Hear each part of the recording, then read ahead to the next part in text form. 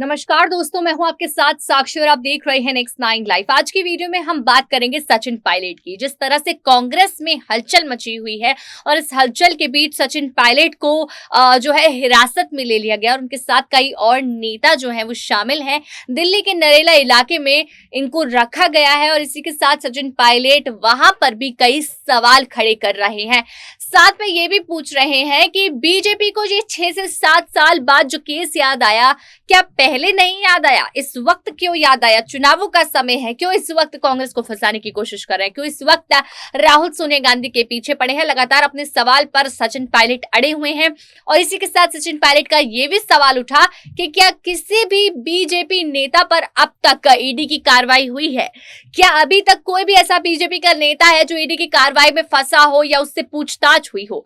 इस तरह के बड़े आरोप सचिन पायलट ने लगाने शुरू कर दिए बीजेपी पर। लगातार केंद्र सरकार पर बोल रहे हैं जब से उन्हें हिरासत में लिया गया है। आपको बता दें कि सचिन पायलट नहीं, जब से राहुल और सोनिया गांधी के ऊपर ईडी का समन जारी हुआ था, सचिन पायलट ने केंद्र सरकार पर बड़े बड़े आरोप बोलने शुरू कर दिए कि जो है ये इतने साल बाद इस केस को उठाने की कोशिश कर रही है केंद्र सरकार, हमेशा कांग्रेस को घेरने की कोशिश करती है, चुनावों का समय है, इन चीजों को लेकर घेर रहे हैं, लेकिन उतर कर सामने नहीं आए। लेकिन इसी बीच अशोक गहलोत आते हैं दिल्ली और बैरिकेड्स पर चढ़कर बोलना शुरू करते हैं कि जो है ईडी के दफ्तर में जाना है और उसी बीच उनको हिरासत में ले लिया जाता है।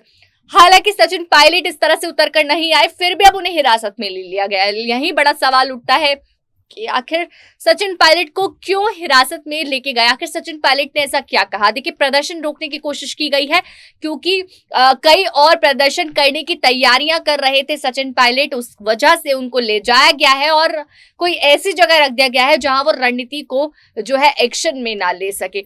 लेकिन इसी बीच जिस तरह से बीजेपी पर बड़े बड़े निशाने साधने की कोशिश कर रहे हैं सचिन पायलट, ये तो साफ जाहिर हो रहा है कि कांग्रेस से नाराजगी के बाद सचिन पायलट जब इस्तीफा देकर अगर जाते हैं तो उनका पहला विकल्प बीजेपी तो नहीं होगी। जिस तरह से बीजेपी से बड़ा जो एक्शन है वो मोड़ ले रही हैं, बीजेपी पर बड़े बड़े आरोप लगा रहे हैं, तो इस बीच ये तो साबित होता हुआ दिख रहा है कि सचिन पायलट का विकल्प जो है बीजेपी तो क्रॉस हो गया, बीजेपी अब नहीं रहेगा। लेकिन सचिन पायलट जिस तरह से परिवार की तरह राहुल और सोनिया गांधी का समर्थन करने की कोशिश कर रहे हैं, उन्हें ये समझना जरूरी होगा कि आपको भी वहां से समर्थन नहीं मिलता, आपको भी कांग्रेस से कभी समर्थन नहीं मिलता, लेकिन आप एक परिवार की वजह से आज आप जिसकी वजह से हिरासत में है उनको देखे, क्या वो आपके बारे में सोचते हैं। लेकिन इसी बीच अगर हम बात करें अशोक गहलोत की, तो राहुल गांधी अपने से ज्यादा अशोक गहलोत पर भरोसा जताते हैं और गुजरात की कमान भी अशोक गहलोत के हाथ में दे दी गई है। ऐसे अपडेट्स के लिए चैनल को सब्सक्राइब करना ना भूलें